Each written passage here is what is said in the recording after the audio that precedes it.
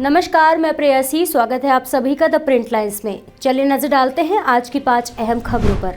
प्रधानमंत्री नरेंद्र मोदी ने श्रीनगर में विकसित भारत विकसित जम्मू कश्मीर कार्यक्रम में 6,400 करोड़ रुपए की लागत से 53 परियोजनाओं का उद्घाटन किया। इसके अलावा जम्मू कश्मीर पुलिस के शहीद जवानों के परिवारों को नियुक्ति पत्र वितरित किए। अपने इस कार्यक्रम के दौरान प्रधानमंत्री ने विकसित भारत विकसित जम्मू कश्मीर के लाभार्थियों से बातचीत भी की। बी कीपिंग के शोबे में जो कर दिखाया है वो हजारों और नौजवानों के लिए प्रेरणा का स्रोत है। प्रधानमंत्री महोदय नाजिम से बात करेंगे। मेरा नाम नाजिम नजीर है। मैं पुलवामा के सांबूरा। नाजिम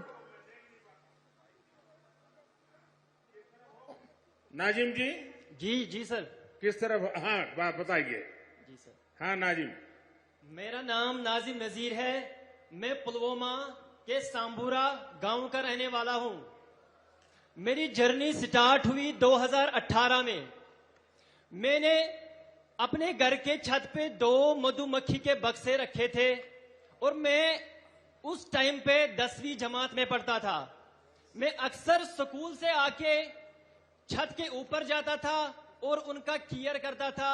धीरे धीरे करके मैंने इंटरनेट पे जाके उनके बारे में पढ़ा और जब 2018 पास हुआ, 2019 में मैंने सोचा कि इन 2 बक्सों में कैसे बढ़ाऊं।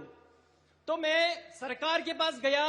मुझे उस टाइम पे 50% की सब्सिडी पे मुझे 25 बॉक्स मिले और 25 बॉक्स मिलने के बाद मैंने पहली उससे एक्सट्रैक्शन की ऑलमोस्ट 75 केजी। जब मैंने वो 75 केजी एक्सट्रैक्ट किए, मैं उस टाइम पे इतना डेवलप नहीं था। मैं अपना शहद ड्यू बोतल में भर के गांव में बेचता था। उस टाइम पे मेरी पहली आमदनी थी 60,000 रुपए।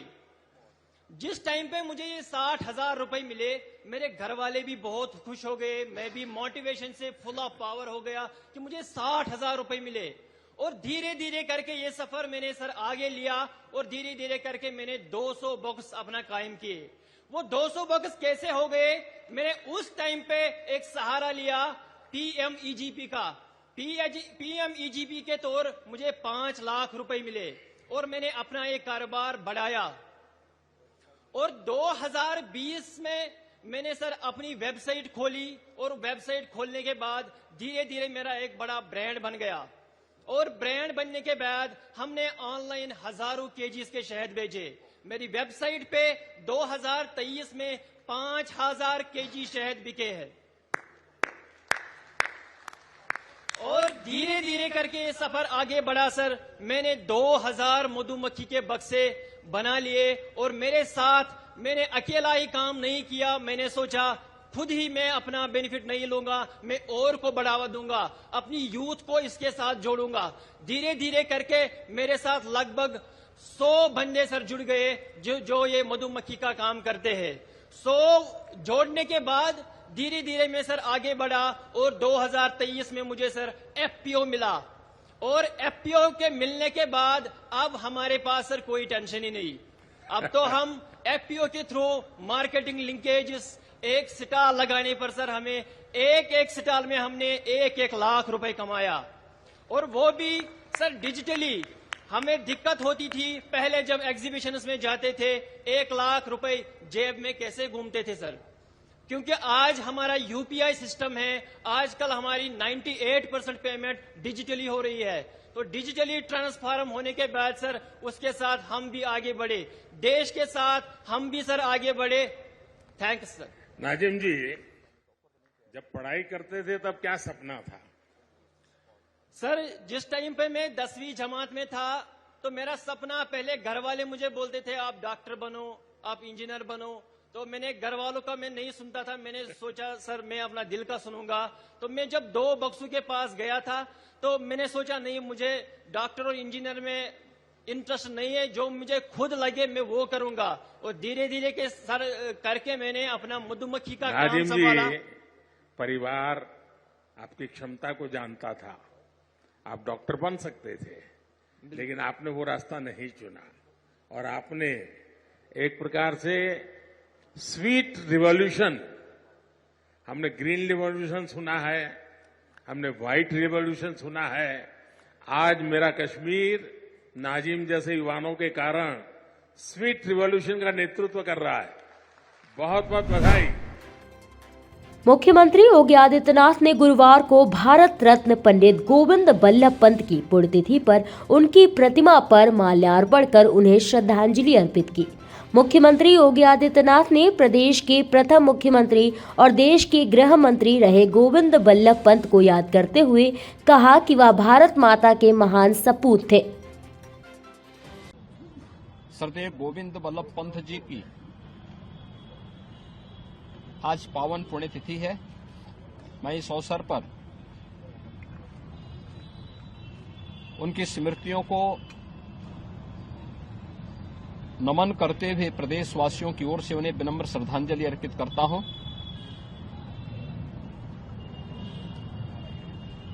पंडित गोविंद बल्लभ पंत जी भारत माता के एक महान सपूत थे, महान स्वतंत्रता संग्राम सेनानी थे।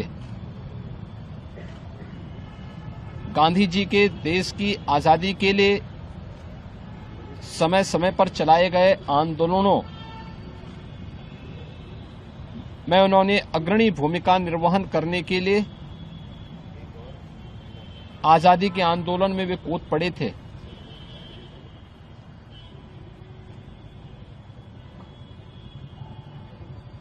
चौबीस जनवरी 1950 को उत्तर प्रदेश के पुनर्गठन के साथ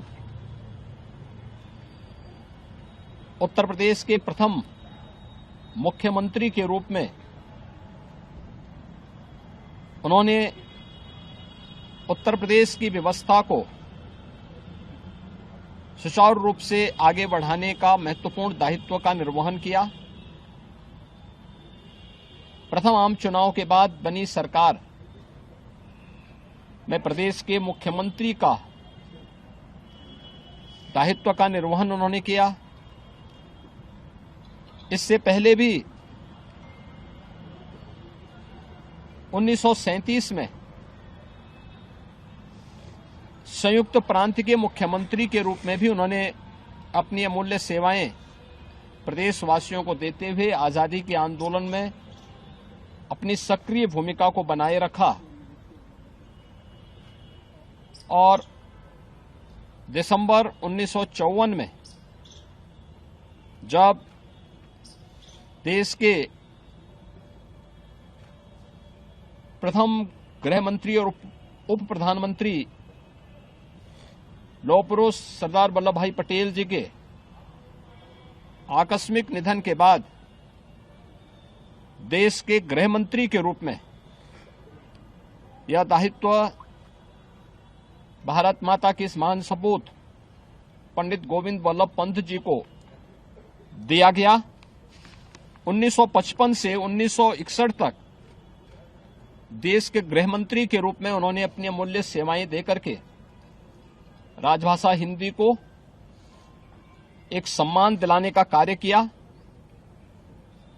देश के प्रति उनकी सेवाओं के लिए 1957 में उन्हें भारत के सर्वोच्च नागरिक सम्मान भारत रत्न से सम्मानित किया गया। पंडित गोविंद बल्लभ पंत जी महान स्वतंत्रता संग्राम सेनानी के साथ ही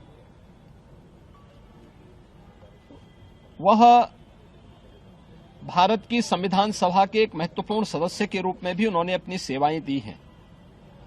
आज उनकी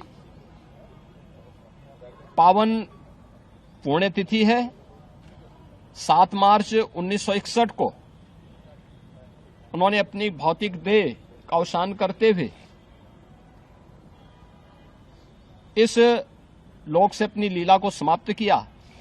मैं इस अवसर पर उनकी स्मृतियों को नमन करते हुए प्रदेशवासियों की ओर से विनम्र श्रद्धांजलि पंडित गोविंद बल्लभ पंत जी को देता हूं। कांग्रेस सांसद राहुल गांधी के 2 सीटों पर लोकसभा चुनाव लड़ने के अटकलों पर मीडिया से बातचीत के दौरान केंद्रीय मंत्री और अमेठी से बीजेपी सांसद स्मृति ईरानी ने कहा, जो लोग कहते हैं कि अमेठी गांधी परिवार का गढ़ है, उन्हें उम्मीदवार घोषित करने में इतना समय क्यों लग रहा है। देखिए, जो कहते हैं कि अमेठी गांधी खानदान का गढ़ है, वो अपने ओर से एक कैंडिडेट देने में इतना समय क्यों लगा रहे हैं, तो उनका लैक ऑफ कॉन्फिडेंस ही आपको बताता है कि अमेठी अब कांग्रेस बेस्टियन नहीं रही है। अगर वो 2 सीटों से लड़ते हैं तो इसका मतलब वो अमेठी से अपनी हार को ऑलरेडी चुनाव होने से पहले ही घोषित कर रहे हैं। मैंने तो ये कहा था कि अगर वाकई में उनके नेता में दम है तो बिना मायावती जी, अखिलेश जी के सहारे के अकेले सिर्फ अमेठी से चुनाव लड़कर क्यों नहीं दिखाते। दूध का दूध, पानी का पानी वही हो जाएगा। केंद्रीय मंत्री अनुराग ठाकुर गुरुवार को वाराणसी पहुंचे। उन्होंने मीडिया से बातचीत में राहुल गांधी को हताश व निराश बताया। हालत राहुल जी की हो गई है कि गाड़ी के आगे कोई नहीं, पीछे कोई नहीं। तो ऐसे हताश निराश व्यक्ति क्या करेगा? इस तरह के ही बार बार बयान देगा। जब जनता सुनने को नहीं आती, उत्तर प्रदेश जैसा बड़ा राज्य जहां नेहरू गांधी परिवार की 4-4 पीढ़ियों के लिए वोट मिलता था, सीटें जीतते थे, आज वहां पर उनकी सुनवाई नहीं, कोई पूछने नहीं आता है। एक तरह से विदाई यहां से उनकी नेहरू गांधी परिवार की हो गई है। तो हताश और निराश तो वो दिखेंगे। और दूसरा, जब वो यहां से हार के वायनाड चले गए थे, तो वायनाड से केरल से जाके उत्तर प्रदेश के लोगों के बारे में जो टिप्पणी की थी, उसका दर्द मुझे भी आज तक होता है। तो उत्तर प्रदेश के लोगों को कितनी पीड़ा होती होगी। सोनिया जी को कई बार जिताया, लेकिन उन्होंने भी अपने क्षेत्र की अनदेखी की। तो अब वो उत्तर प्रदेश से भी राज्यसभा की सांसद नहीं, कहीं और से जाके बने। क्या उनके सहयोगी गठबंधन दल भी उनके लिए सीट नहीं दे पाए? ये अपने आप में प्रश्नचिन्ह खड़ा करता है कि दिखावे का गठबंधन है, कुल मिला के ठगबंधन है।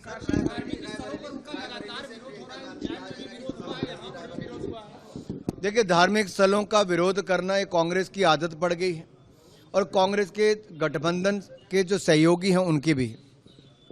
कभी राम जी को अपमानित करना, कभी सनातन धर्म को कुचलने की बात करना, कभी उत्तर दक्षिण को बांटने की बात करना, कभी भारत के टुकड़े टुकड़े की सोच रखना, कभी भारत के टुकड़े टुकड़े गैंग के साथ गठबंधन कर लेना, उनको अपनी पार्टी में शामिल कर देना।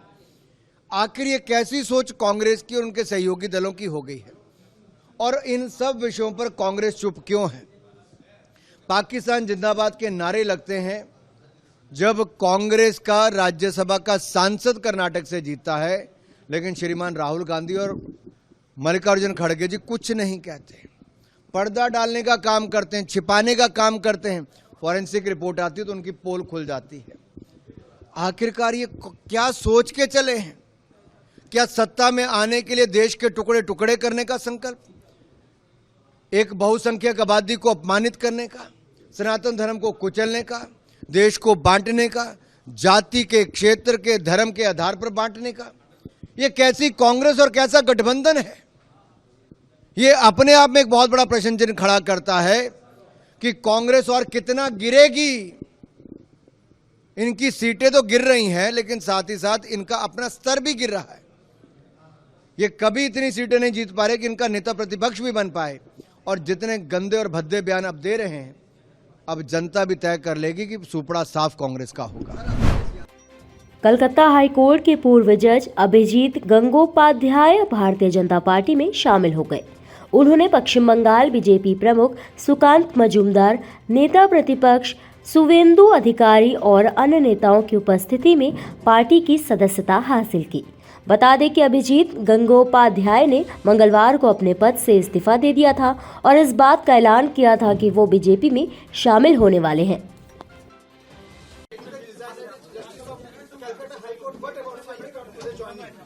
Today's joining is nice. The way they have welcomed me is overwhelming for me. That's all. That's all. Corruption issue, everybody knows corruption is to be fought. Corruption is to be fought. It is a very bad incident, very bad incident. The state leaders have gone there. They have been prevented from reaching there. and despite that, they have reached. They have stood beside the ladies and the females there, and BJP is taking the cause of the oppressed persons in Sandesh Khali. ऐसे ही और भी अहम खबरों को देखने के लिए बने रहिए द प्रिंट लाइन्स के साथ।